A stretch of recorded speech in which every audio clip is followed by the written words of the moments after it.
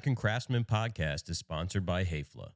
Hayfla offers a wide range of products and solutions for the woodworking and furniture making industries, from hinges and drawer slides to connectors and dowels, sandpaper, shop carts, wood glue, and everything in between.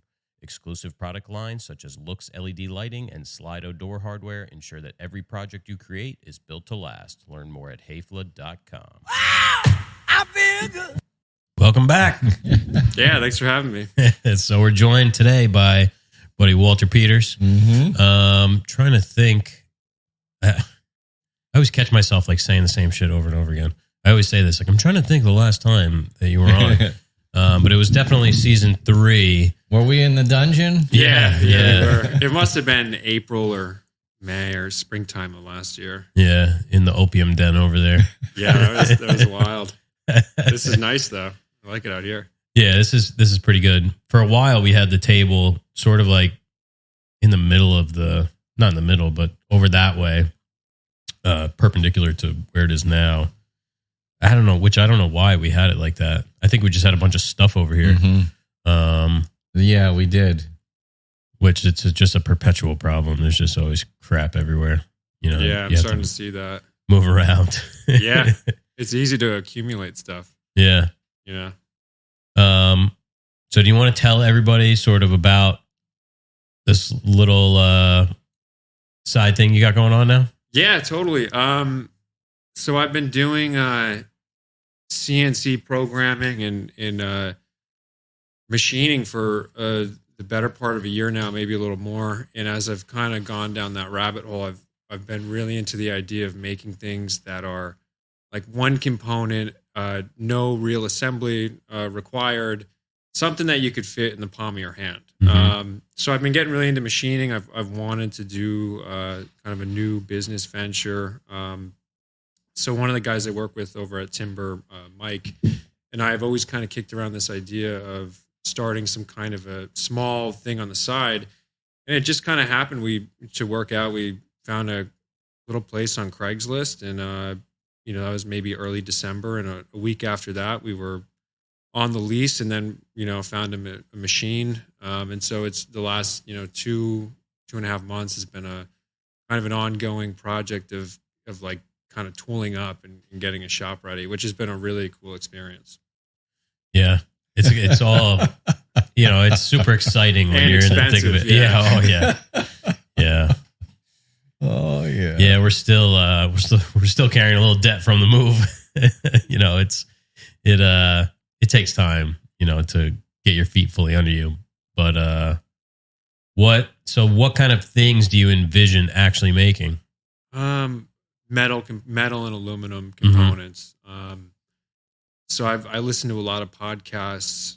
I listen to this one podcast in particular called Within Tolerance, and it's like the number one machining podcast. And so I've been listening to that for like a year, and I've kind of just like through that and YouTube, I've gotten really into this idea of like doing more like traditional manufacturing and more like metalworking and machining, which is kind of like a dying art.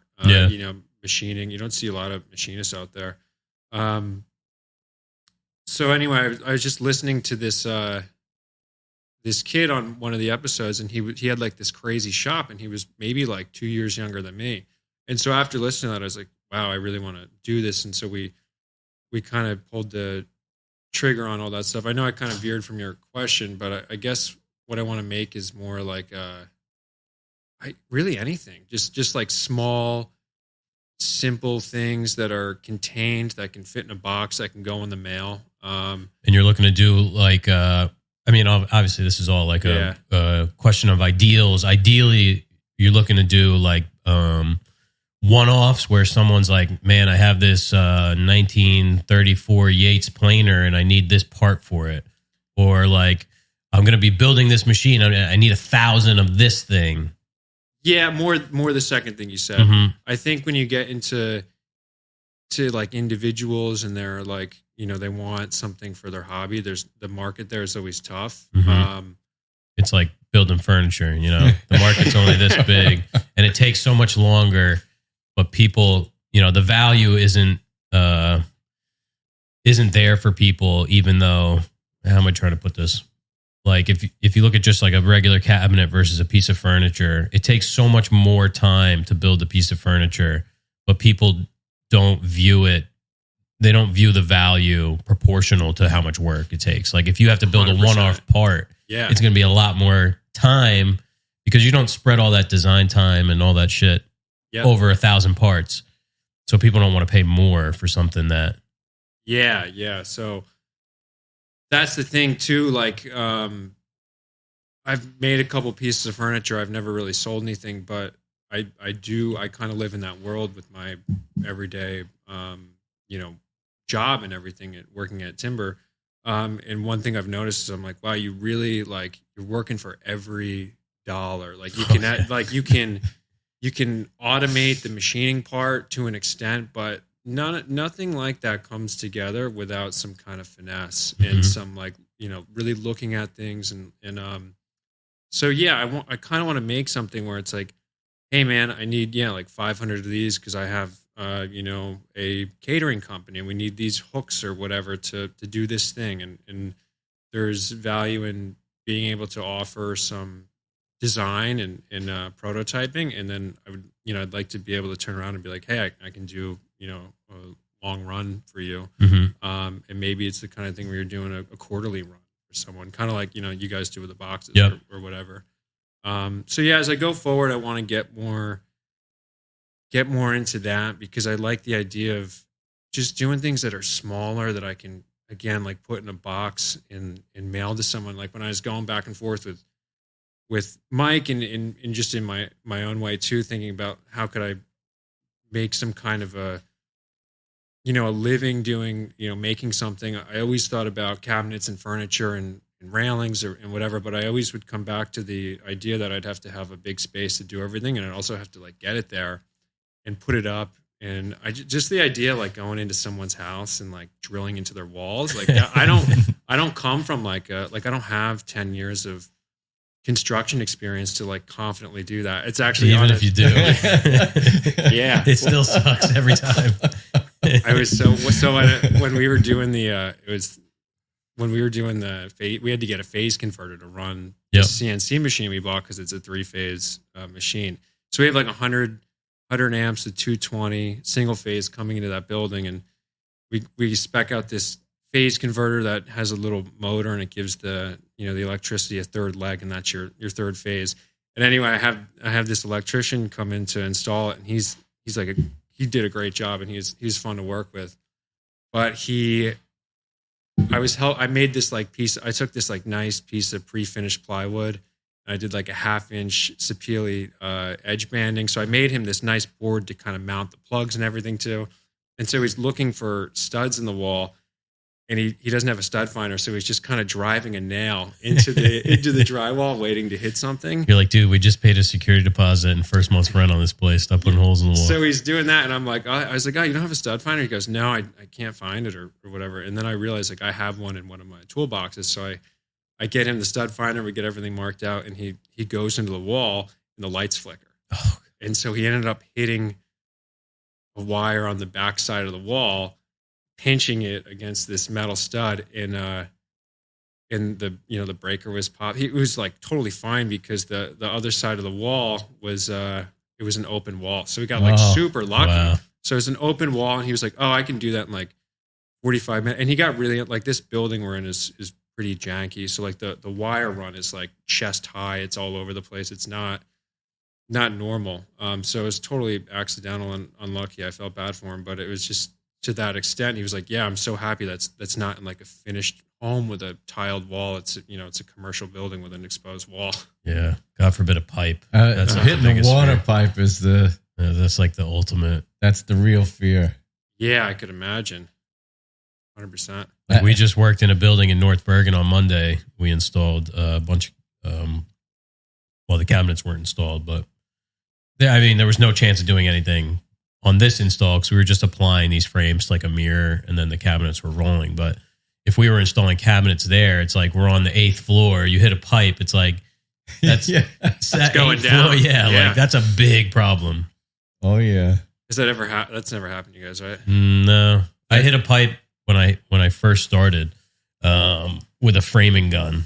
And luckily it was like in the basement, like in the utility room. So it was like shut off the wall. You know, it wasn't a big deal. But one time when I was putting the kitchen in by myself, the guy had the just like little plastic caps on the hot and cold water that came up where the sink is. And like a shark fight, or no, just like a crimp on PEX cap. Yeah. And the hot water came shooting off, and water is just shooting out. And I'm here alone in this guy's house. Yeah. Like how many PSI is like like 100 sometimes, like 65. It was, I had to run down into the basement, and you know, people's basements, you have no idea where anything is. Yeah. Luckily I found the shut off. That was like my house before I had it replaced. Like the shutoff wouldn't even close all the way. Yeah. So it's like if you were in somebody's house, you could destroy the whole house. Yeah. So it's like I've always thought of that. Lucy episode. Yeah. Yeah. Like I've always thought of that, and I'm like, that just sounds like stress. Like I don't want to do that, you know. So I think that's the cool thing with like the machining is it kind of, you know, you can be in your space and make things, and there's a market for it, and it takes you out of that world. Some people like that, and I would really like to be really good at that stuff. But you know, you can only do so many things. Yeah. I watched this guy on YouTube, and he makes fishing lures. Like he carves them out of wood and stuff, but then he also does like the soft plastic ones. Yep. And they're actually like injection molds, and he partnered up with a guy down in Georgia or something. I think he's in the Midwest somewhere, this guy. But that's what they do. They make aluminum molds on a CNC mill that are 2-part, you know, so it's like a, you know, 2-sided, so you can do all kinds of different designs, and they clamp together and they inject the stuff in them, and then they pop out these. Yeah, it's fascinating. Actually, the machine we bought was from a machine shop in, I think it was Long Island. And they're called Power Drive Components. Really cool guys, and they had like this ridiculous shop that was probably had easily a couple $1 million of machines in it, maybe 10 guys, you know, running all these crazy parts. And they had bought this machining business down the street, and kind of had bought it for the client. So I guess this, you know, they bought this guy out, and they got his machines, and so they ended up turning around and just selling those machines, and they're kind of tooling up that new shop. But they have a plastics injection molding machine a little bit farther down the street. So it's like they're in this little area, and they've got these 3 businesses. But It was just cool to watch because you know, they took us all around, and they were really nice. But it's a whole different world, you know. Yeah, I mean, it's like people who are getting into manufacturing now, like, are real trailblazers, because it's been dying off steadily since like whatever, the 1970s, and maybe even slightly before in the United States. So it's like people like, you know, the 3 of us who are trying to get back into this. You know, it's pretty cool to see more businesses popping up where people are actually making things again. Yeah, I think it's a good business to be in right now.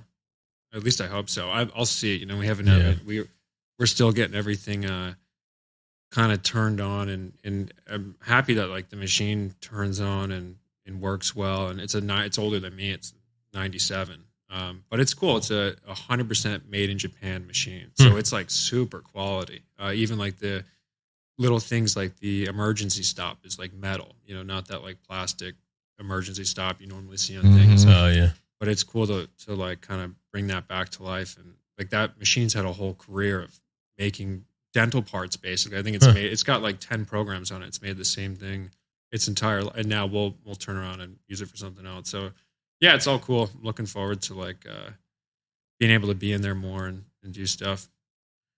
So what is the machine, and like what sort of capability does it have? Like what size, how many tools? It's got 14 tools in it. It's a brother, like the same company that makes fax machines. Exactly. Yeah. Wow. It's crazy. Sewing machines. Yep. Scanners, all that. So they make really good CNC machines. They have a new series called it's like their Speedio lineup. They're pretty popular. But yeah, we got a Brother TC229N, I believe is the full name. And it's a tapping. Technically, it's called a tapping center, so it kind of specializes in drilling and tapping holes. So it can drill and tap some really small, accurate holes, but it can do some milling. We were a little worried when we first got it that it wouldn't be totally up to the task of doing some heavier machining, but we've ran some test code on it, and it looks good. But yeah, just a normal. I kind of explain it to people that might not know what it does so much. Is it's just kind of imagine a Bridgeport that's totally enclosed, with a tool changer and coolant running and stuff like that. So it just runs in 3-axis? Yeah, it's just a 3-axis machine. I would love to get into 5-axis one day, but that's definitely down the road. Yeah. That's what happens is you get one thing and then you're ready for the next one. Yeah, I mean, it got dropped off and we're already talking about the next machine. We're okay, if we move this over 10 feet, we could probably fit this machine, right? We haven't even done a job yet. But yeah, we know that story. Yeah. So you found it on Craigslist? I found the place on Craigslist. I found the machine on Marketplace. Wow. And I looked at, we didn't want to finance anything. And the used market is pretty good, but if you go through a used dealer, it's, there's actually a used dealer in Harrison that's got a huge warehouse of machines you can go look at, but they're a little bit more pricey, and it's actually really hard to get financing on a used machine. Mm-hmm. We didn't really want to go that route anyway. So I found our machine for the price of an old used Honda, and I called the people and I got a good impression from them, and they had we're trying to get rid of this fast price. So yeah, it worked out, and found it on Facebook. Nice. And there was a whole process to get it back here, but yeah, because you guys hired riggers, right? Yeah, hired a rigger. That was a whole process. That probably cost half as much as the machine. It wasn't too bad. I'm pretty financially transparent. The machine was $6,500 and the rigging was $1,500. Oh wow, that's a good deal. Cheap. Yeah. So what's the footprint of this thing? It's probably it's 7.5 feet tall. It's probably 65 inches wide, and it might be another 7 feet deep. Wow. So it's big. Yeah. Yeah, it's pretty big. I mean, our space is a little under it's a little under 500 square feet. I think our shop is it's 17 by 23. So you got an overhead door and everything, I guess? Yeah, I got a nice bay door, parking lot, bathroom, and a couple neighbors. It's cool. There's a couple cool guys in there. There's 5 units, and the landlord's an interesting character. He's got a pretty big unit, and I think he's the only unit with three-phase, and he's a chemist. Wow. So he makes bombs. Yeah. It looks like it, man. If you go into his place, it's 55-gallon drums all over the place and big mixers. He makes adhesives that connect if you look at a hospital band or a band that would be on a prisoner's wrist or something like that adhesive that connects that, he makes a lot of that stuff. Isn't it funny how it's just some guy and Yeah, and I was how often do you do this? And he's whenever I need to. That was, so I don't know what he probably does big batches, and yeah, it's pretty neat. Yeah, you'd think that was made by 3M or Johnson & Johnson or yeah, and I think he was saying he does a lot of work for the state of New Jersey. Huh. So it's over by Whitechapel Projects, right? Yeah. Is it on that street? Yeah, it's if you go, there's a run of churches when you if you go past Whitechapel and you kind of turn on that street with the 2 churches, it's on that street, and it looks pretty rough from the outside. It's an industrial building, but the nice thing is it's zoned for industrial purposes, so you can make a bunch of noise. You can kind of do whatever you want. Yeah, they were a little worried about us here. Is this industrial? No, it's it's whatever. It's whatever the highest level of commercial is, not industrial, but yeah, because there's some homes, right? Oh yeah, it's right. Crazy. But honestly, I've been here at 4:00 in the morning running machines. Yeah, and nobody's ever. The only thing anytime we see the neighbors, we ask. We're everything going good. We're not being too loud. The only thing is that they pick up the dumpster. So the dumpster we keep inside, but they pick it up like every 4 weeks. So we take the forklift, we drive it around, we stick it in there's an apron over there on the side street. And they come at like 5 o'clock in the morning. Oh, really? And they pick that thing Bang up and it around. boom, they dump dump it into a big truck. Is big that a garbage truck. service you guys pay for to have that dumpster? Yeah. Yeah, we don't have it. That's my one complaint with the shop I'm in now. I'd like to have a nice deep sink, and I'd like to have a dumpster. The dumpster is super cheap. Yeah. We have it picked up every 4 weeks, a 3-yard dumpster. It's like $76 a month.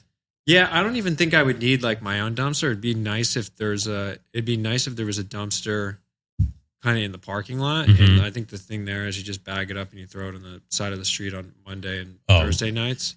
Yeah, have you driven around Long Branch like a decent amount? Yeah, I've seen it. And because you can put out a friggin' car, cut in half, and they'll take it. It's like here. It's bulk pickup every pickup is bulk pickup. Yeah. They'll take anything. It looks like people are moving out sometimes. So they just put their shit right on the sidewalk. Yeah. Yeah. There's definitely a lot of shit all over the place. But we don't make that much. We don't make that much garbage right now. I think when we start making chips, I'll be interested if there's any like recycling value there, and that'll be a whole thing to learn. I'm sure RBR would buy it. Yeah, you just take it in whatever garbage cans. Is that somebody knocking at the door? Yeah, it sounds like it. There we go. All right, talk amongst yourselves. Maybe a delivery. Yeah. Pizza?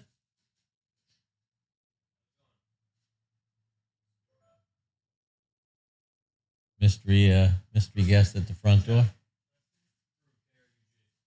Yeah, we're woodworking shop, so we'll never hear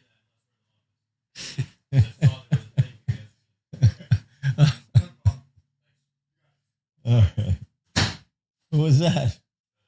Oh. FedEx guys they're real hit and miss around here. This was a different. So this FedEx came out of Eatontown. Usually our stuff comes out of Edison or something. You know where this is from? Our buddies at Montana Brand Tools. Oh, nice. Is that for our push carts? No. So I was.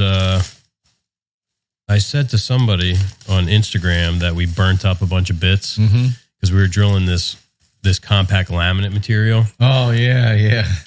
And Nick was like, he's like, let me know which ones got messed up and we'll send you replacements. And that's a good set. I sent it it's like, I don't even know, like 14 bits or something. 1, 2, 3, 4, 5, 6, 7. They're really generous. 8, 9. Yeah, 9 bits we burnt up just because, we shouldn't be using these bits on that ridiculous material. So these are the cobalt bits, which are amazing. And then they sent this, which is their... Oh, the gray kit? The titanium. That's the steel, right? You drilled through steel with that? Yeah, these are he said, good for steel. Black gold. 137 degree split point. So this is... We have the cobalt set like this, but those guys are the best. Thank you, Montana Brand Tools. And put those to good use. Yeah. A lot of people get into them with that little flipper countersink thing. No offense, Montana. Yeah, it's not our favorite, but the drill bits, the Brad Point bits, the X29, and they're amazing. Yeah, I've taken a lot of sets from my dad, and they're great. I like the Brad Point bit, and I like the other one that'll fit in an impact, but you can also chuck it up in a drill. It's just like they're like a gold color. Yeah, that one's great. Well, that was a pleasant surprise. Yeah. Yeah, they left a thing on the door yesterday, like, you weren't here. And it was like, we were here all day. So they won't just like leave something out there. All our guys have the code and they just bring it inside, but this was just some... Yeah. I don't know why this went through a different thing. What were we talking about before with that? That was like a very menacing knock. Yeah. Yeah. Oh, we were talking about the chips. Yeah. So I think there's a value there if you can recycle those, I'm pretty sure, but that's something we'll get into down the line. What's like the tool holding on a thing like that? Is it like a collet? Yeah, it's a tool holder that the tool holder kind of interacts with the spindle and the tool changing mechanism. It's actually like scary fast on this machine. It's pretty cool. Yeah. It's probably like less than 2 seconds. Wow. Yeah, it's like, and it's funny right now too, because the machine is not level. Like I don't have a machinist level, and I'm not totally sure how to do that. And I think it's worth paying a guy to come in and look at everything and totally level the machine. Mm-hmm. But right now it's not level, so it's funny. Like when that machine rapids back and forth, it'll rock the whole machine. That's like the laser does that. But yeah, it's a collet. I think we can go up to a 1/2 inch tool. It might be 3/8. Like at timber, I'll use everything from a 5/8 end mill to a 1/8. So I think with this, it's a little different.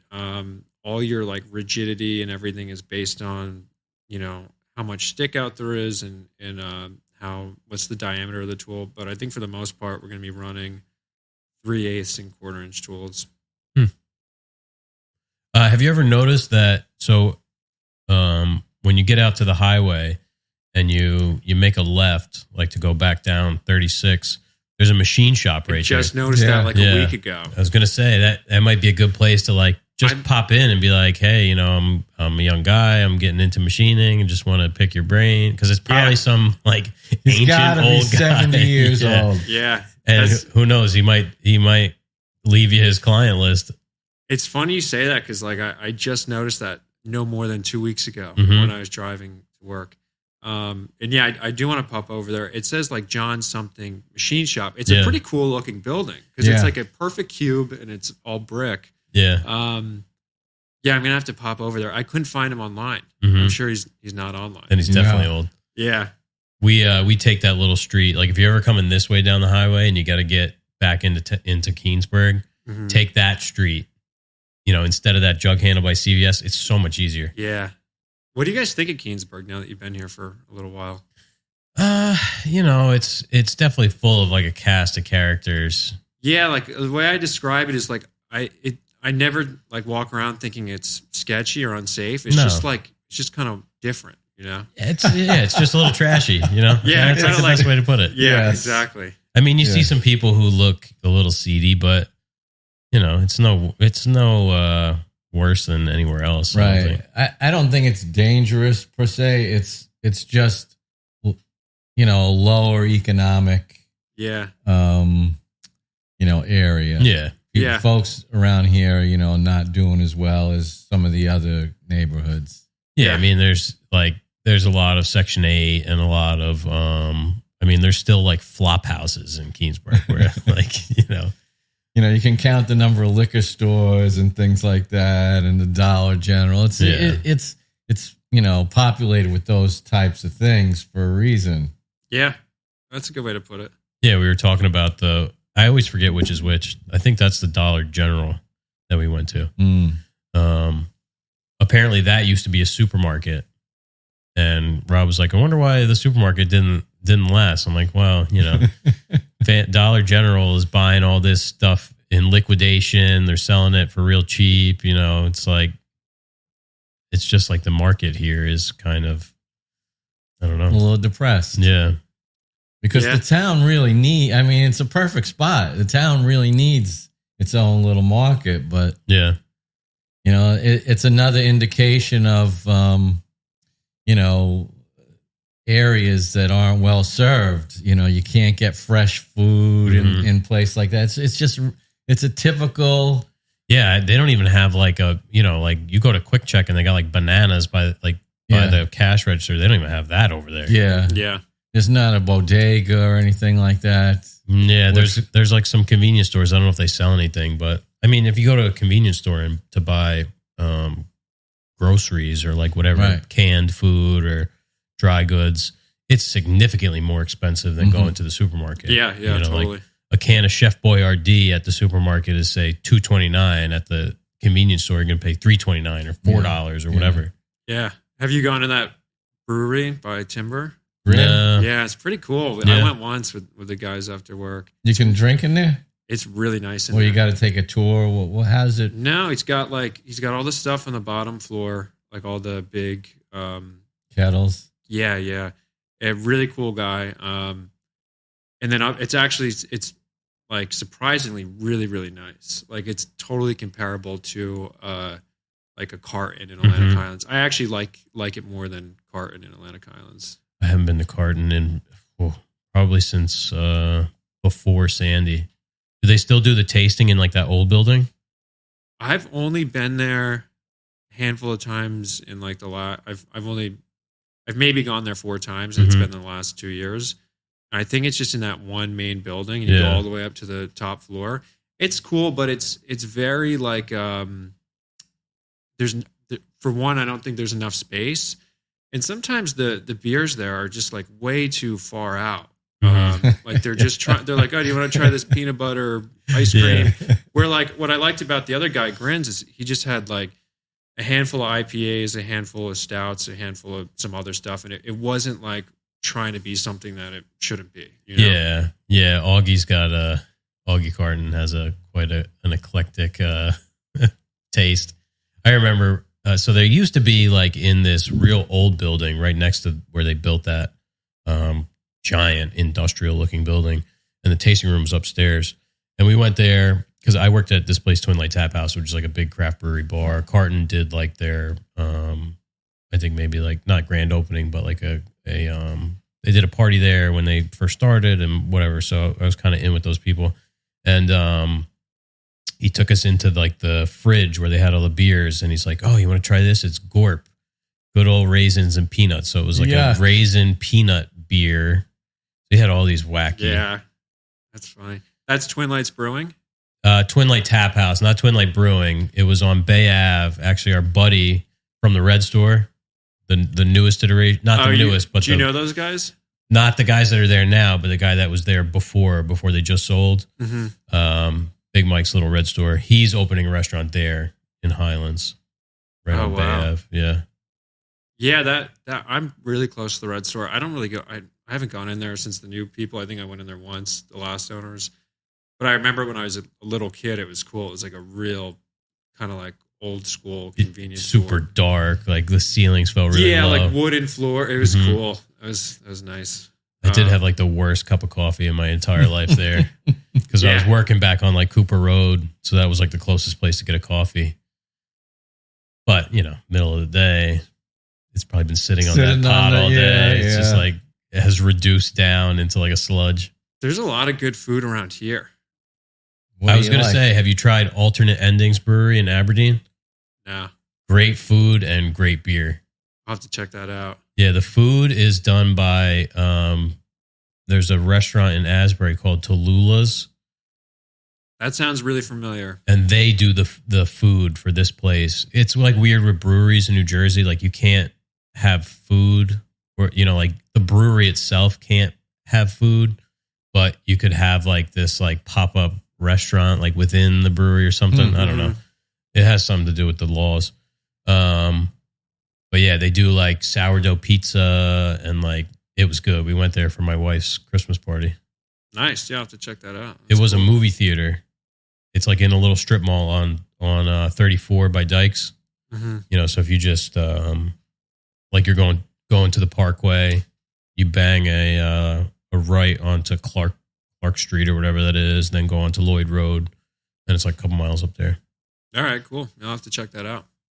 I was listening to that episode you guys had with Ed Johns. It was a good episode. I wanted to ask you, so when you do that box job, is that piece of stock in there like a sheet? No, they're 4 by 30 by 3/8. Okay, so you run them like you run the box perpendicular to the sheet, kind of like that sort of thing. It's literally here. I'll pull it up. I got it right here. They one piece makes one box.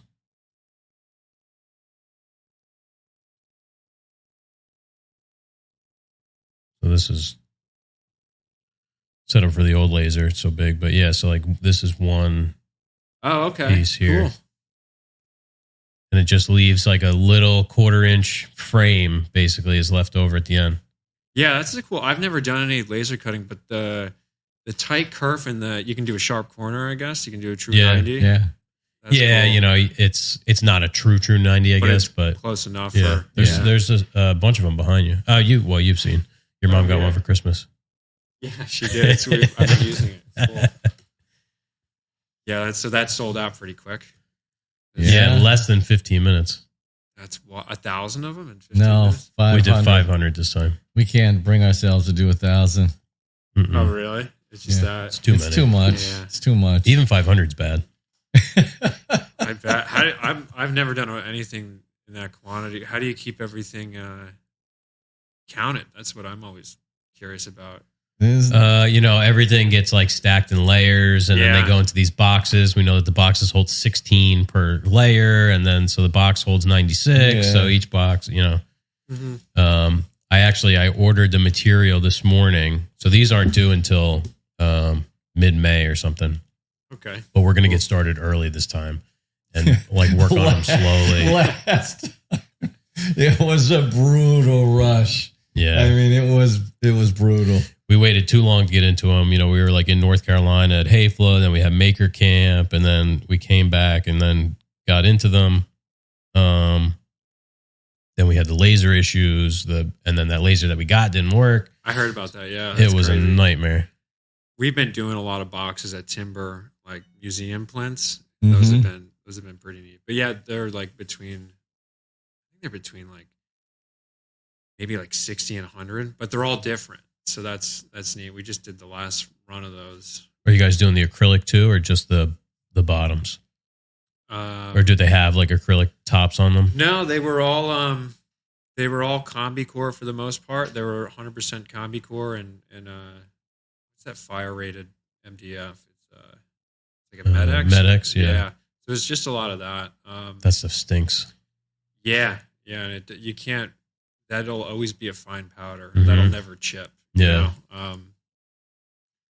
But yeah, so we were doing a lot of those, but that was cool. But they're all different size, and keeping track of those, we got better as we went on. But that's kind of a nightmare when you start making when you have 40 or something, and they're all different. Yeah, and the parts are all over the place, and you're just like, okay, we got to get this together. There's only 26 letters in the alphabet, so it's like you got part A, part B, and pretty soon you're into double A's, double B's, yeah. ABs. Well, it's cool with the fusion with the parametric modeling because the first couple ones are a little rough, like you're kind of getting through them, and then everyone's figuring out how to build them, and then before you know it, they're just like flying off the machine. Mm-hmm. People, you just get accustomed to building them, and you kind of identify what part is what. But it's funny, like that's been the job I'm doing now is more of a tricky job. It's carving these panels, but for the last like 6 months, I've just been doing boxes primarily. So those are what, mitered? Yeah, they're mitered, and I do that. I rough that with an end mill, and then I just come in with a V-bit, and it's a really tight miter.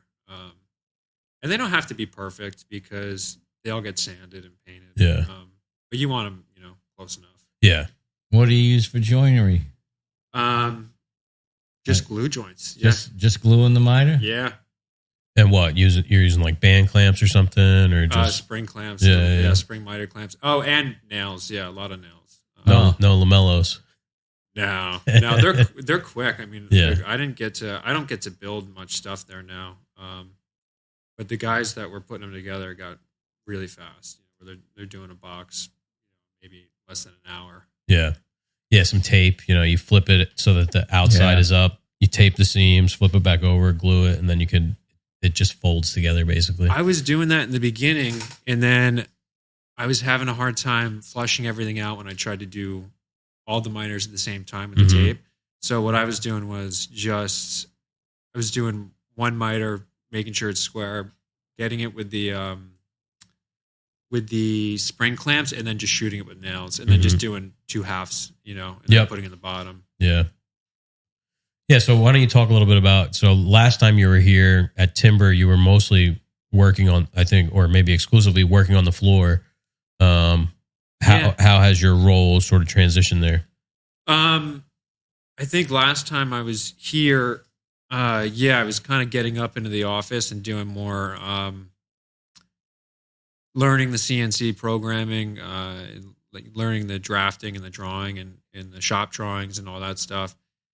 I've been doing that a lot, and now I'm kind of getting more into like a project management role, which is cool. But the bummer of all that is that the minute you start going down that road, you get away from, like, you're no longer standing at the table saw, and that's what I really like to do. You know, that's like what makes the job enjoyable, is when you're, you know, down there and doing that kind of stuff. I don't mind the programming, but I'd like to program right next to the machine, you know, and be seeing it through to the next couple steps. It's like being the executive chef. You don't cook anymore. Yeah. I heard you talking about that, like, and also just like the days where, like, you were saying on one episode where you got to a certain point in the restaurant and there were days where you just wanted to chop vegetables. Yeah. And there's totally days where I'm just like, wow, I'd love to just be pushing some boards through a saw. You know? Yeah. Just making some dust. Doesn't have to be anything. No. Yeah. Because, you know, it's like the dishwasher didn't show up. Oh, Rob, the convection oven stopped working. Oh, Rob, you know, the tomatoes didn't show up. It's like... Yeah, I was in here this morning for 2.5 hours, like scanning and, like, you know, going through bank statements, trying to find charges for exhausting for this grant that we applied for. They're like, provide these, and it's always like they want it the next day. They're like, provide all these documents by tomorrow. I'm like, geez, that's something to look into, is grants. Yeah, so a grant, you don't have to pay back a grant, right? Is that the whole? Correct. Yeah. I mean, some grants have loans, but most of the time, a grant is just, they're giving you money for something. Like, we have a lease grant here where they pay 20% of our lease for 2 years. That's sweet. Yeah. And then I'm in the process right now. We were approved. I don't know what, you know, they're asking for more documentation. A small business improvement small business improvement grant.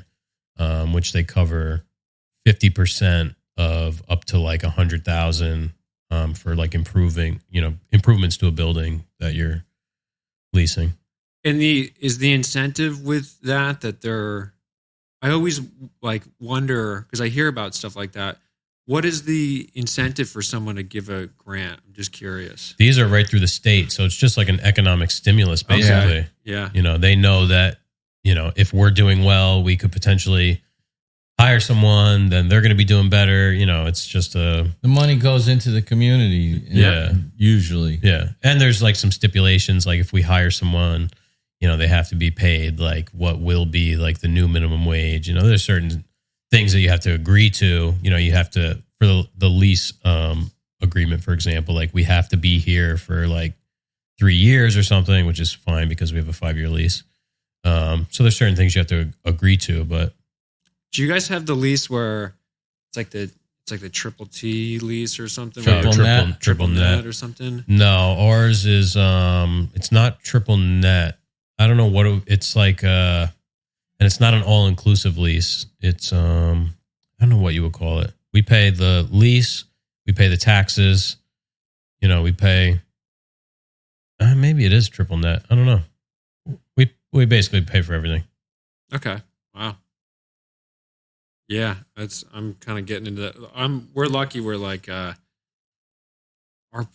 whole thing is pretty loose right now. But I could imagine like a building like this is a lot more, you know.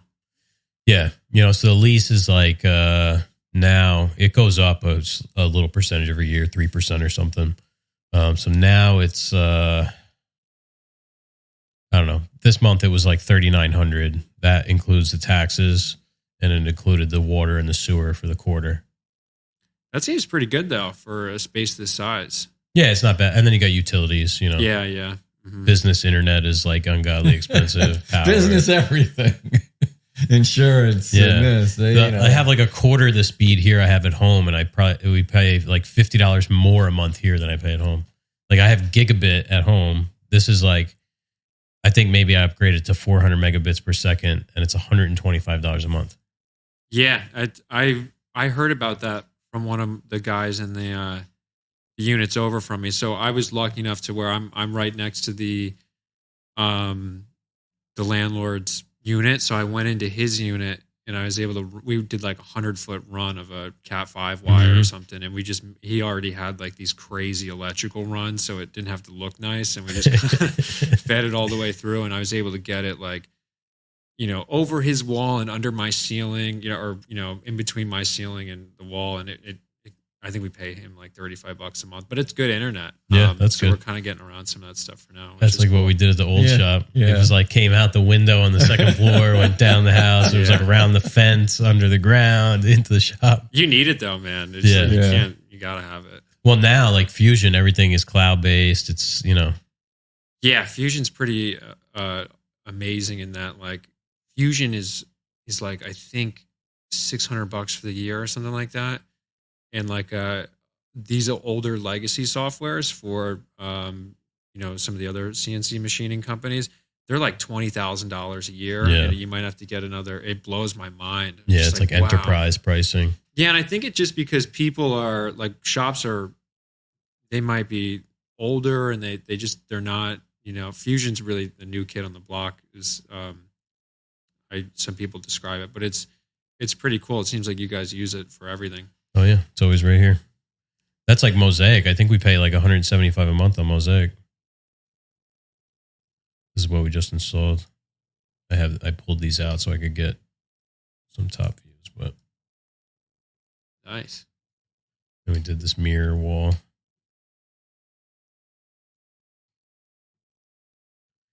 Here's a question for you. Was your sidebar really blurry for a couple weeks? That's the thing. There's always something like that's my only complaint is they update so frequently that like you'll have something that's totally working and you'll get 2 weeks into something and then that breaks and then with an update and then it's something else. So that's my only gripe. But yeah, there's always little things like that. And I think that's just because they're constantly buying other software companies and fusing it into their software. I think that's why they call it Fusion 360. And that's what creates those updates and those weird little things happen. But there's a really nice, community and forum behind it. I'm sure you go on there a lot when you're. Yeah, I'm at the point now where like I know enough to get by, and if I run into something, usually I go to YouTube first. Yeah, but I do, occasionally if it's like something really deep, I have to get into the forum, the Fusion 360 forums. This reminder that I didn't get 45 minutes ago. We better thank our sponsor. Oh, yeah. Oh, look at this. My Apple Watch charger stuck to the drill bits.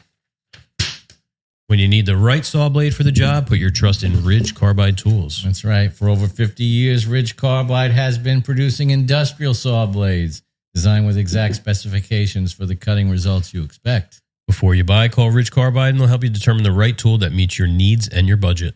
After the sale, Ridge Carbide provides sharpening services for all your saw blades, dado sets, router bits, and jointer planer knives. Located in Kansas, Ridge Carbide Tools provides high-quality products with outstanding customer service at a fair price. What are you cutting?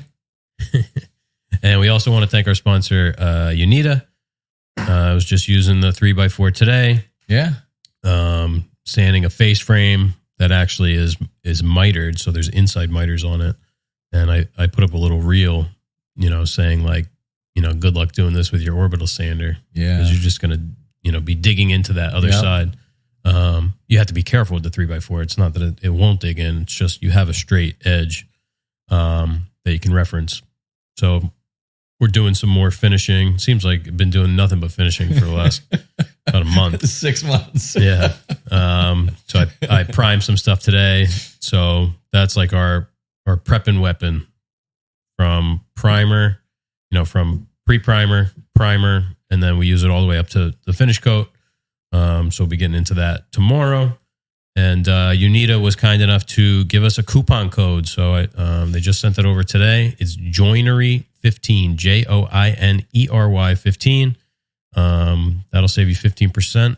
in your cart at sandpaper.com, and free shipping over $75. So check them out. The sandpaper is great, and the prices are really good. The 3x4, like a box of 50, is like $18. Wow. Yeah, which is cheap, and it's silicon carbide, film back. So yeah, stock up, 15% off. 15% is a good savings. Yeah, and free shipping. Yeah, and they're right in New York. So, Cool. Oh yeah, Fusion. That's what we were talking about. If you guys were to, because you were talking about finishing, do you think if you were to hire out a task here and bring someone on, it would totally be finishing? Would that be the first? I don't know. It's hard to say because the finishing, it comes in spurts. So it's like, you work, then it's like finishing, and then you got to work, finishing. So it's like, I don't know if we would be able to keep someone busy enough to where they would be, they'd have to have really good availability to just be like, all right, we're ready for you for a couple of days. Yeah, totally. But we've talked to Jackie about that, like, hey, and actually I asked her to price out some stuff for us. Like that was like high gloss, which is like sprayed high gloss once, Yeah. I'm not trying to make a living doing that. It's like, Mm-hmm. you need like a sterile environment. You got to let it cure for like a week, and then you buff it, and or polish it, whatever. So yeah, anything like super complicated, we would love to farm out. Mm-hmm. But I'm trying to get good at finishing. That's also like a goal of mine, because I do enjoy it, and I'm getting faster. So just a matter of time before it's not so bad. Yeah, that's cool. So no more of those UV finishes, or? No, I've had a couple people ask me recently. They're like, I'm surprised you're not using vesting anymore. I mean, it was great in the old shop because circumstances. Yeah, we didn't have a lot of space, to leave things to dry. And it's not we couldn't get it dust free enough. Yeah. To spray, really. We didn't have the room to spray, even with the pop-up thing. So it worked great there, and it's a nice finish. It leaves a nice, feels nice. But now that we have the space and the facilities, it's like spraying is the fastest way to go.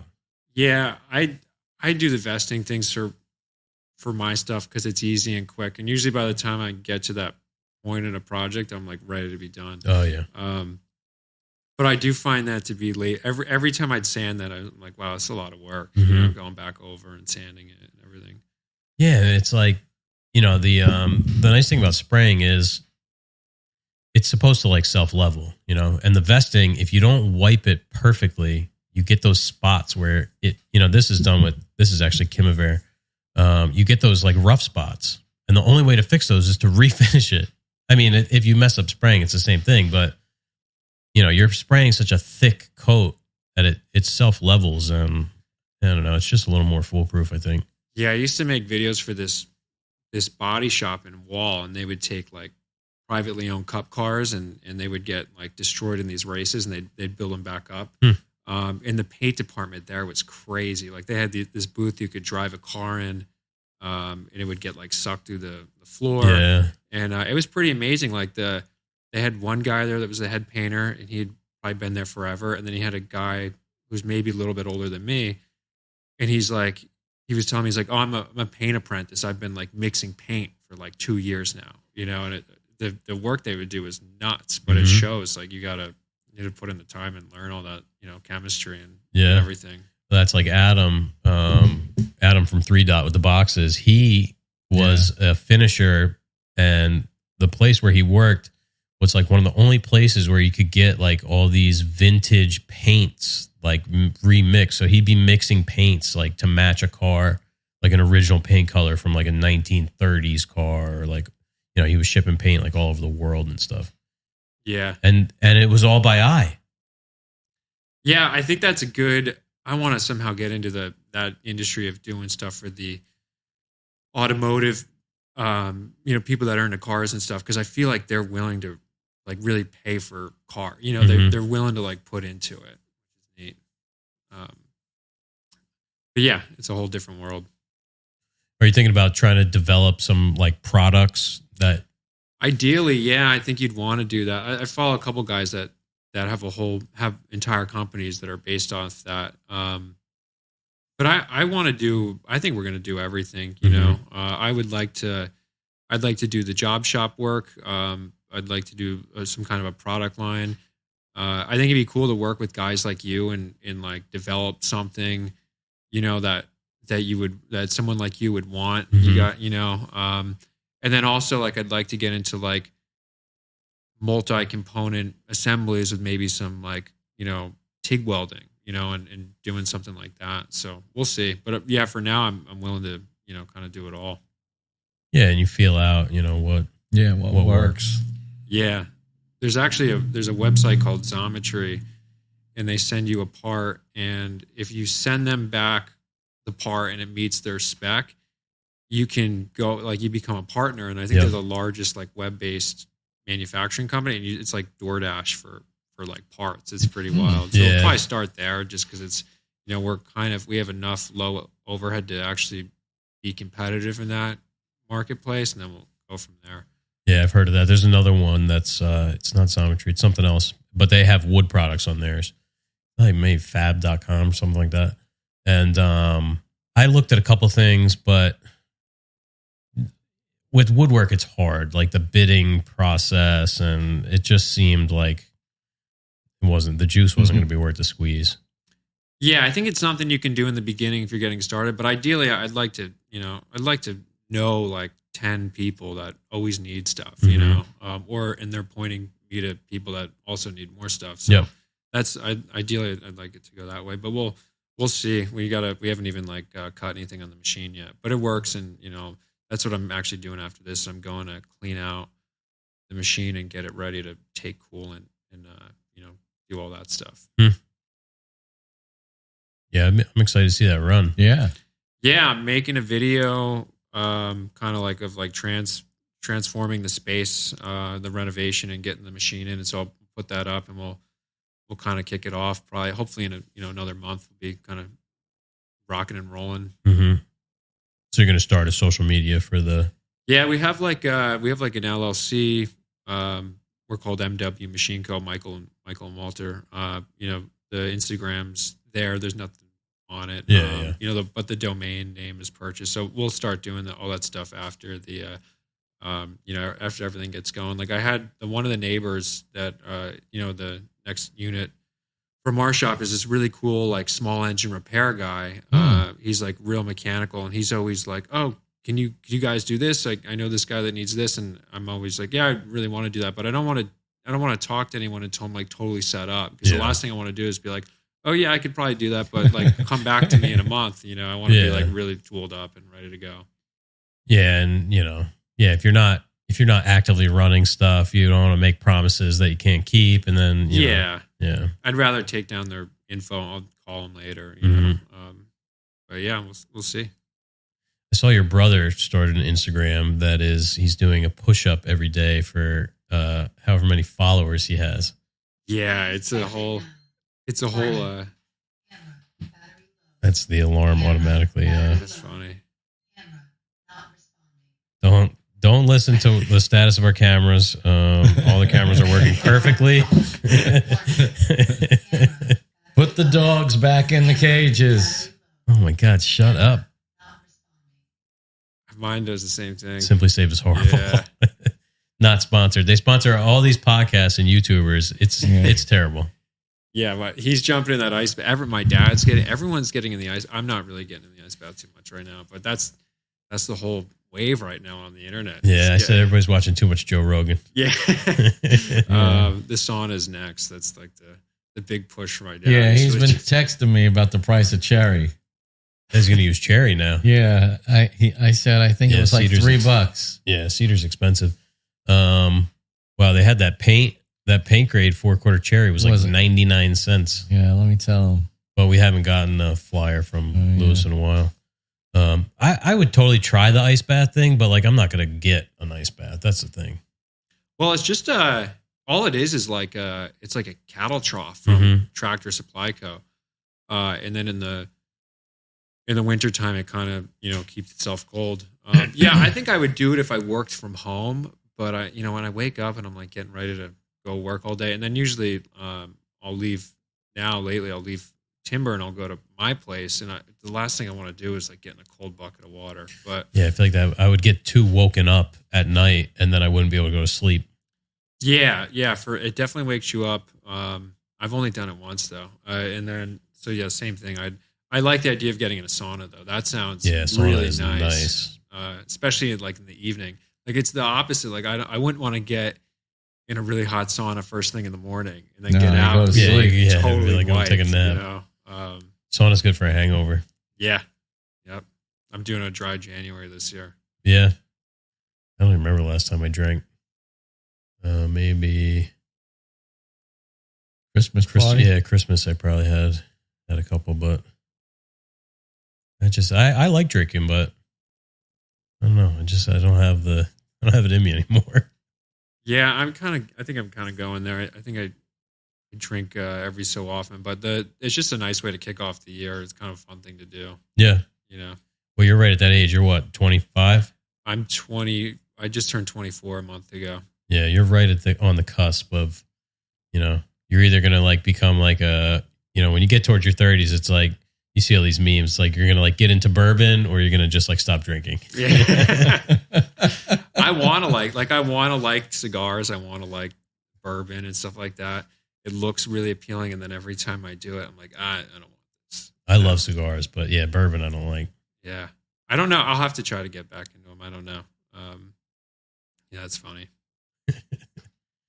Yeah, it was I want to say I was probably 25, 26 when I really just, and I have nothing against drinking, and it's just like, it's just happenstance. It's like life just gets in the way of, you have less social things going on. You're working more typically. It just happened that way.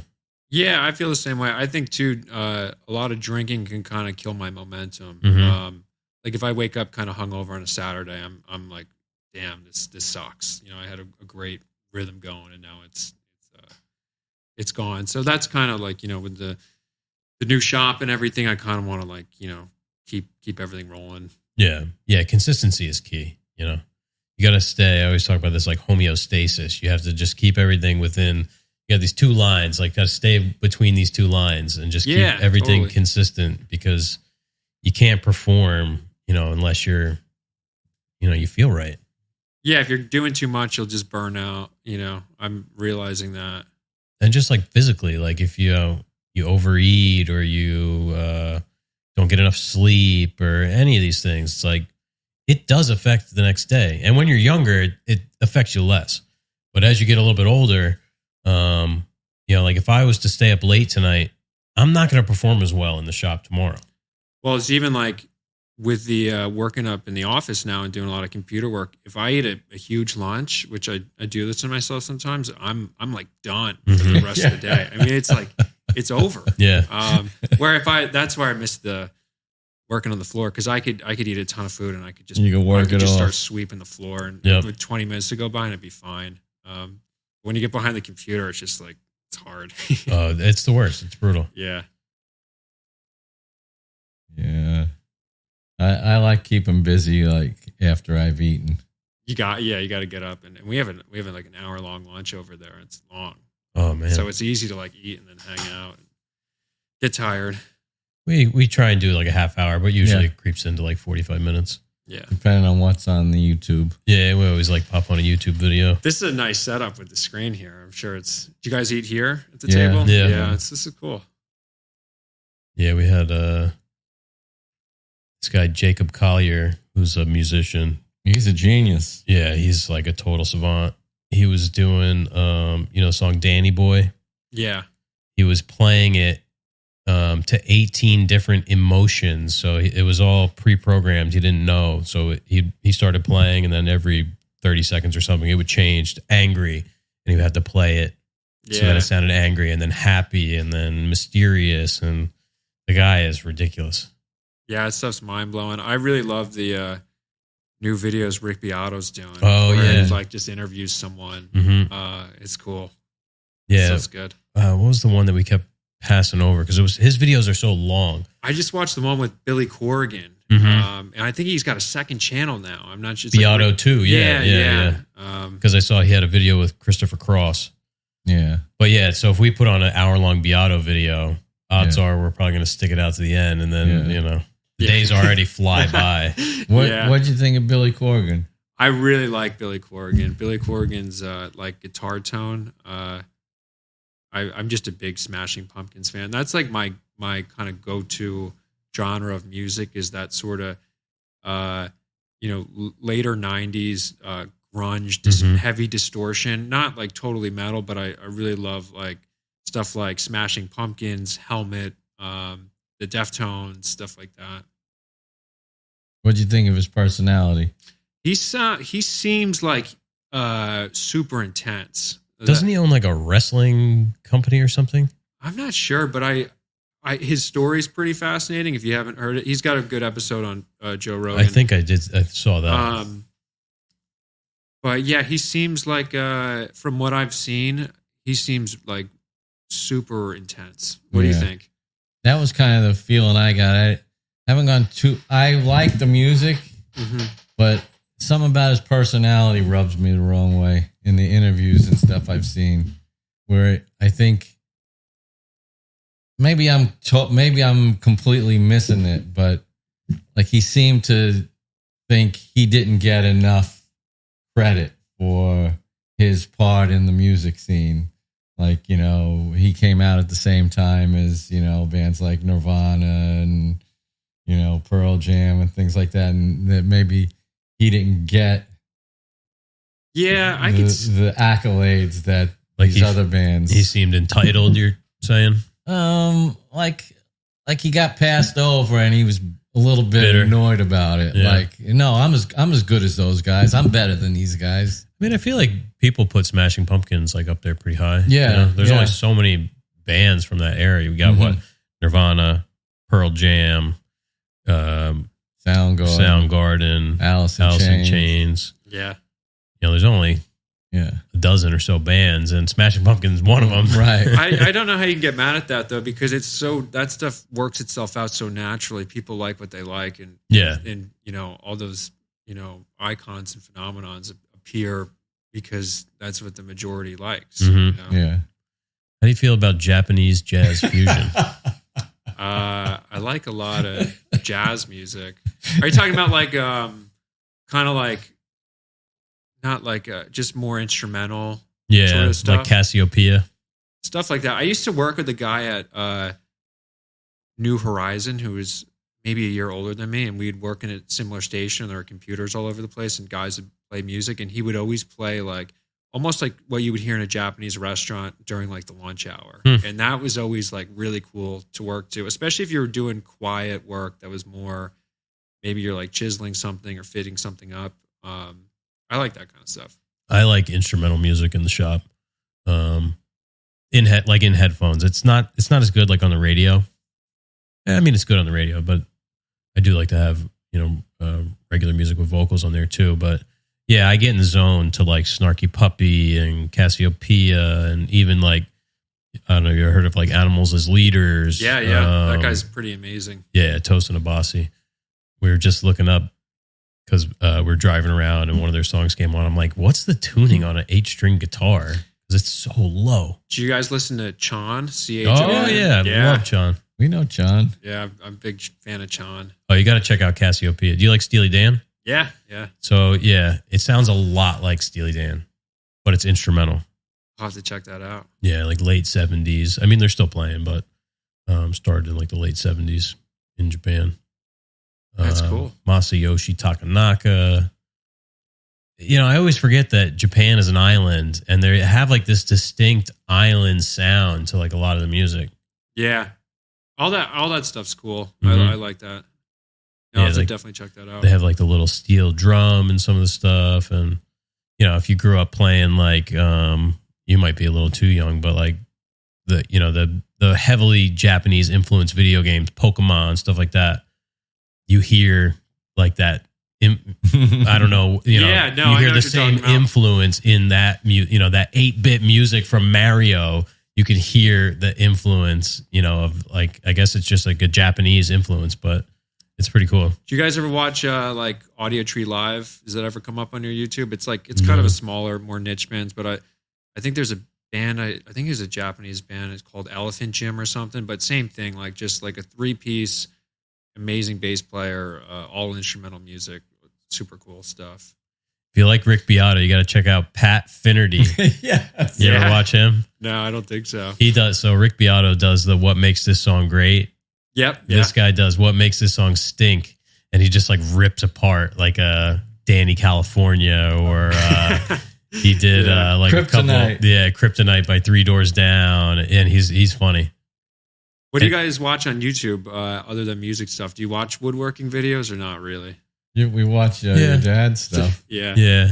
Anytime a John Peters video comes out, we watch that. I'll watch like the Wood Whisperer, not like religiously, but when it pops up, I'll watch like his new videos.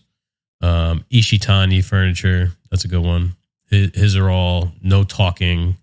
It's like ASMR almost for woodworking. He's in Japan. Who else? We watch comedy every now and again. Yep. Yeah. Watch like, some SNL clips or something like that. Key and Peele we were watching for a while. Yeah. Yeah, that stuff's great. I love that. I feel like there's not a lot of good woodworking content on YouTube. That's a problem. Yeah, I don't watch so much of it now because when when you're doing that kind of stuff all day, it's like at the end of the day, I'm like, I got to just totally look at something else. Yeah, it's one thing if it's like something that, you're going to learn from, but if it's just like, well, we're going to build this cabinet. It's like, all right, I built enough cabinets. I can figure that out. Today. Like it needs to be like a technique or like some tool that I haven't heard of. I watch a lot of tool reviews and tool restorations more so than project builds. I used to watch, a lot of the tool restoration. There was a guy in like Malaysia or something that I used to watch. And he would take like these old, it was like a Makita drill from the 80s that was just like totally destroyed and bring it back to like looking brand new. Yeah, that's cool. There's like scrubbing it for like hours. What's new going on over at Timber? Can you talk about anything that? Other than we did a lot of that. We got a lot of work that was like outsourced. What do you take that like overflow work? So that was like the boxes and stuff like that, and just like pumping out little jobs like that octagonal thing they posted. That was crazy. Were those monitors on the inside, I guess? No, that was like a reflective it was like a aluminum laminate kind of thing. That would, and like I think a light bar went behind it. So yeah, just like stuff like that. Like so we have more like stuff that can get like kind of put together quick. And then there's in and out. Yeah, and that stuff's good. Yeah. You got to have a base layer of that kind of stuff. Yeah, and then right now I'm doing a job, like I'm solely doing a job that's 47 panels. They're like these 3D carved panels that make up a wall, and it's all out of Jatoba, and it's like that's what I'm doing for the next. Oh yeah, Anya was asking us about Kumaru, I think. Or was it originally supposed to be Kumaru? Something maybe, but that's the same thing. Like it's another millwork shop that doesn't have a machining background, that's outsourcing the machining, but they'll do the finishing and sanding and install and stuff. Hey, that's cool. But it's kind of scary because some of these things are like, these panels they come in at, it's 8/4, so they get it down to like 1 7/8 inches clean, and they throw it in this form. So it's kind of this radius panel. It's like it's got an arc to it. So they make a form with an arc, and they just bevel out these pieces till they have like sort of like a potato chip kind of thing. And the finish panel is 1 3/4 inches. So you have to float a 1/16 above and below. That's all you have to work with. So that's like, those are kind of scary, and just like, I can't just make another stock if we mess one up, and they take them. I know what you're talking about. So I take my time with those. Like, it probably takes me an hour just to get one on the bed and of the CNC, and then I do all sorts of measuring to make sure it's as close as possible to the computer, and then I'll compensate for any difference. Because it's like a 16th, but sometimes it's over like 75 inches. So something might dip or whatever. And then of course, when you machine the back of them, they want to move like crazy. Moves, yeah. So that's what I've been working on. And it's cool. It's like it's fun. And then it's like very, I'm like biting my nails when this thing's on the machine. Cause I really don't want to, it kind of keeps you in the moment. But at the same time, it's like, mentally, it's kind of like, wow, this is, and there's a lot of them. I think there's like 47 of them. High risk, high reward. Yeah, it's I just look at all that stuff like it's really good. Like all that kind of work. It's like going to the gym for machining and Fusion 360 and measuring and all that stuff. It's like that's the nice thing about that custom work is you're like you're repping out the bar. You're working out. It keeps you kind of sharp. Yeah, what was Donna saying? She was like, "Oh yeah, I don't want to scare you guys." And it's like, you can't scare us at this point. We've just done.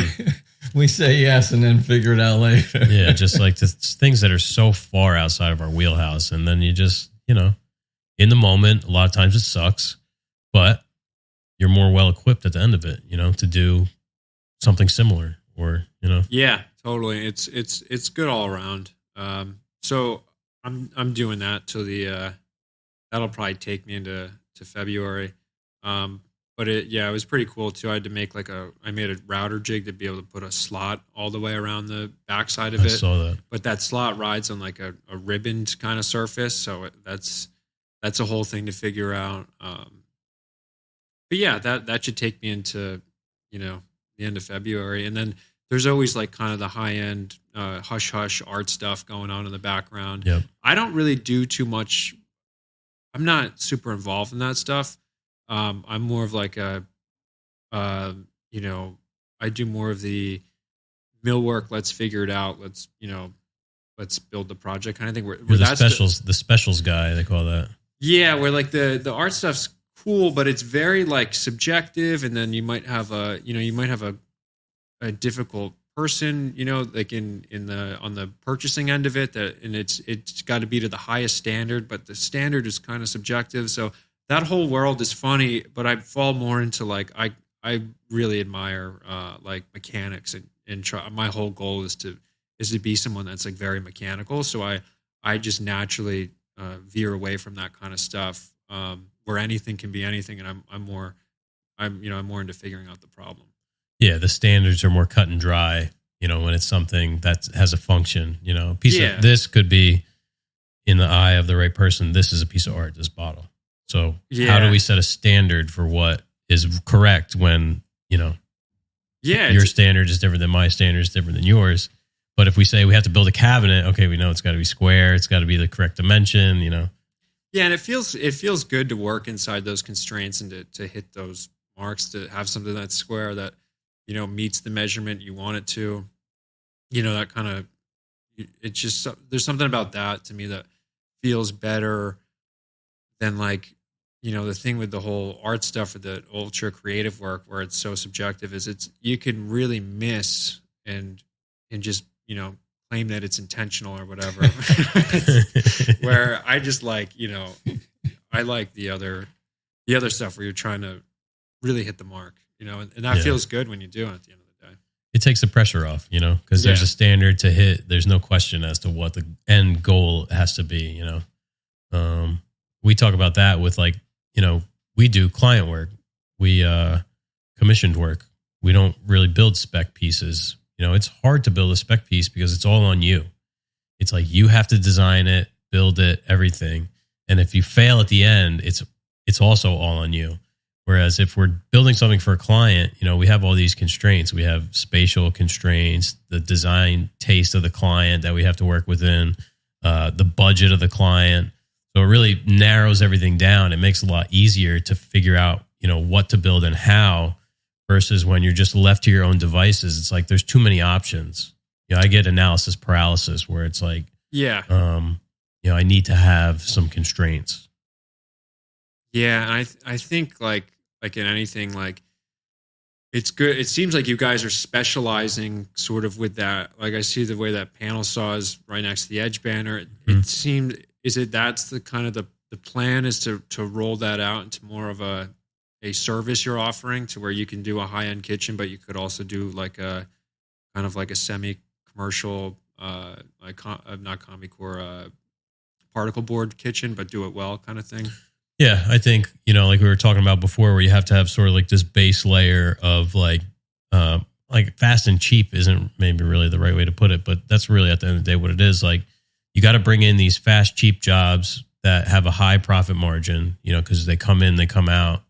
And there's always like a baseline price. It's like there's a floor and a ceiling, and it's a pretty small.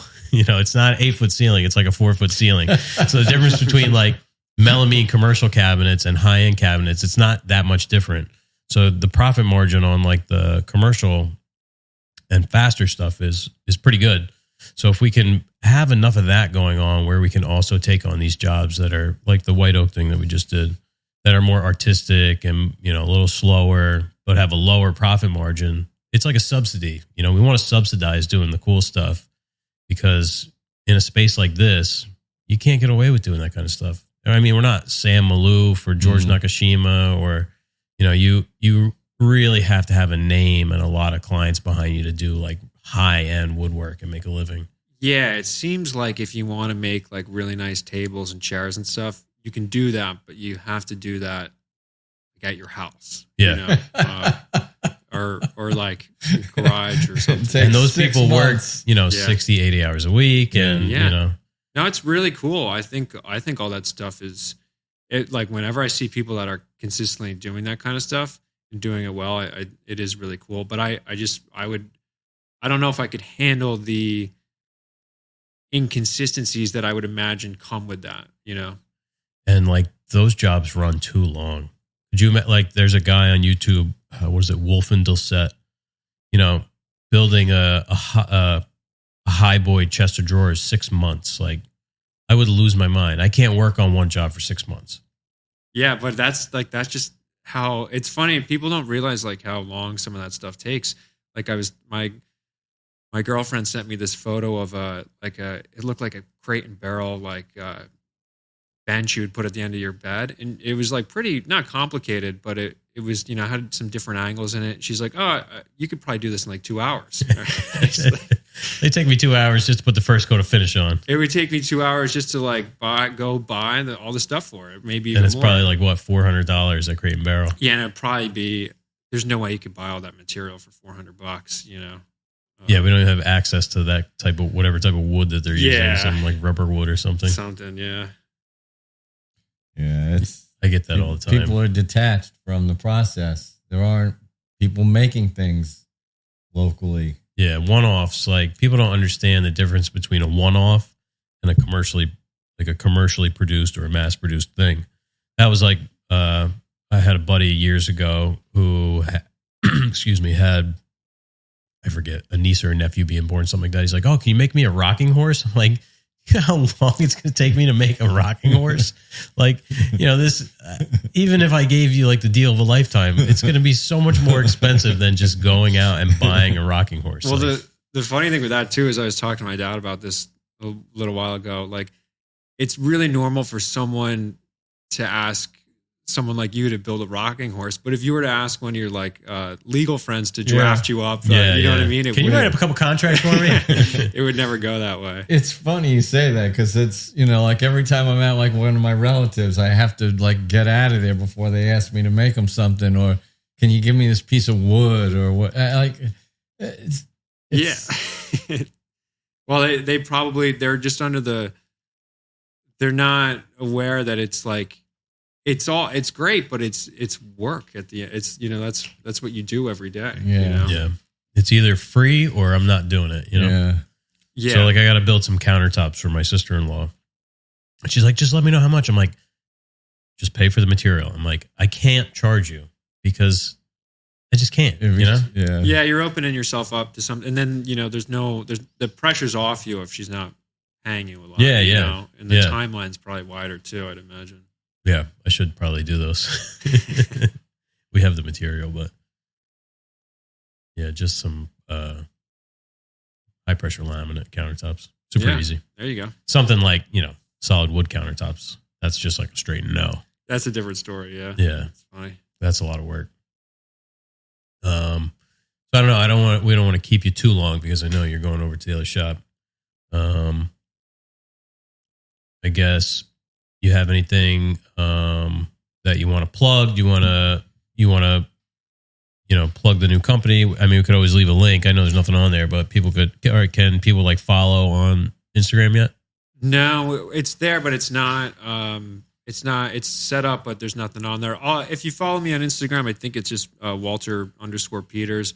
As that develops, I'll be plugging that, and you'll be able to navigate to that, at that time. Nice. Excellent. Well, thanks for having me, guys. Yeah, thanks for coming. Yeah, we had a great visit. We'll have to continue the conversation another time, of course. For sure. Yeah, anytime. Yeah, once you get everything set up too, because we want to hear about. We'll be like reliving, our own trials and tribulations. It seems like it's going too well. Like I'm waiting for the shoe to drop, kind of. But one thing at a time. Yeah, it'll happen, but you'll be all right. Yeah. Yeah, it just seems like it's going like too smooth right now. But we haven't. I guess we haven't started the jobs yet. So fire that machine up. Yeah, that's when that'll happen. Well, thanks. Good luck, and awesome. We'll talk to everybody next week. All right. Take care, everybody. We truly appreciate you listening. If you want to support the show, leave us a review on Apple Podcasts or Spotify. Share the show with your friends, or consider subscribing to our Patreon. We'll see you next week. Yeah!